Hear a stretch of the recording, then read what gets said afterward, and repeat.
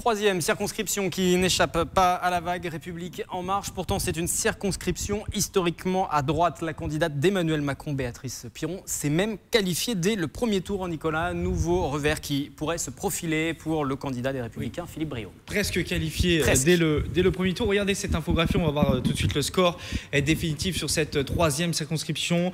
Plus de 47% du coup pour Béatrice Piron, la candidate de la République En Marche. Elle était proche du coup de se qualifier dès le premier tour. Le candidat LR est très loin à 25%.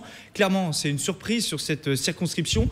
Ancrée à droite depuis longtemps, il y a 5 ans par exemple, Henri Guénaud, candidat UMP, était arrivé en tête du premier tour avec 28% des voix, ce qui lui avait permis de remporter largement le second tour à plus de 60%. C'était en 2012.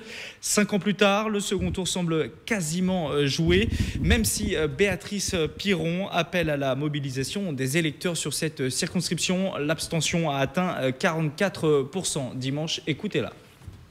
Je crois que rien n'est acquis d'avance. On a aussi quand même constaté qu'il y avait un petit peu plus d'abstention que d'habitude. Donc même si on est au-dessus de la moyenne nationale, on est quand même en dessous des scores habituels pour une législative. Donc on sait que sûrement peut-être que quelques électeurs la semaine prochaine seront nouveaux sur ces élections et que ça peut un petit peu faire influer les résultats. Mais nous sommes quand même très confiants.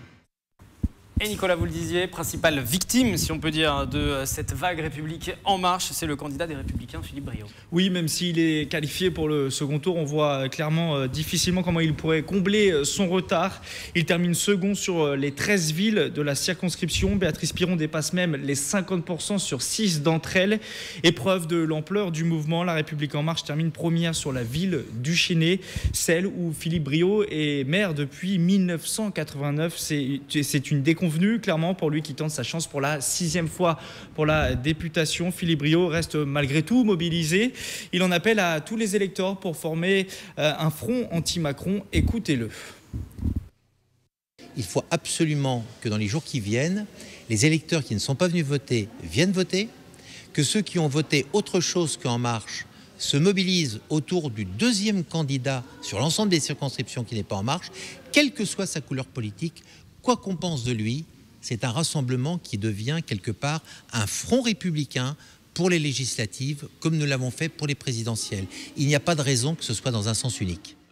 Et Philippe Briot parlait aussi hier soir d'un choix crucial, je cite, entre une monarchie, une dictature et une république. C'est ce qu'il a déclaré dans son discours hier soir en mairie du Chesnay. Il y a encore un second tour. Les électeurs vont-ils ou non se mobiliser? C'est là tout l'enjeu pour savoir si, oui ou non, la victoire est déjà acquise dans cette circonscription. Comme dans les autres, on le rappelle, dans les 12 circonscriptions, la République En Marche est en tête. Mais il y a un second tour et la participation, on le redit, a été faible. Les autres candidats dans la troisième. Alors, cette circonscription, c'est vraiment joué à deux. Les autres candidats sont tous en dessous de la barre des 6%. Vous le voyez à l'écran, 4 candidats se tiennent en moins de 1000 voix à peu près. La France Insoumise, le Front National, le PS et le Parti Chrétien Démocrate. Écoutez à ce propos le candidat de la France Insoumise arrivé 3e, Alexandre Langlois. Il félicite notamment ses opposants politiques pour la qualité de la campagne. Écoutez-le. Sur la troisième circonscription, je trouve que c'était honorable pour tous les candidats. C'est qu'il y a eu des débats de fond, il n'y a pas eu des prises de position en disant lui il a fait ci, lui il a fait ça, mais c'était vraiment un débat d'idées.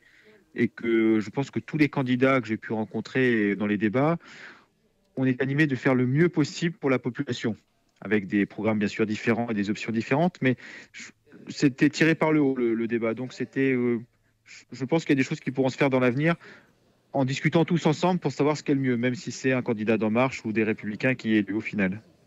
Et dernière information concernant les deux villes de l'agglomération, Villepreux et les Clés-sous-Bois, les écarts sont conséquents là aussi.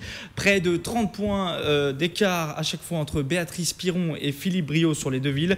Ça serait donc une nouvelle grosse surprise de voir les choses bouger dimanche prochain entre les deux finalistes. Merci Nicolas.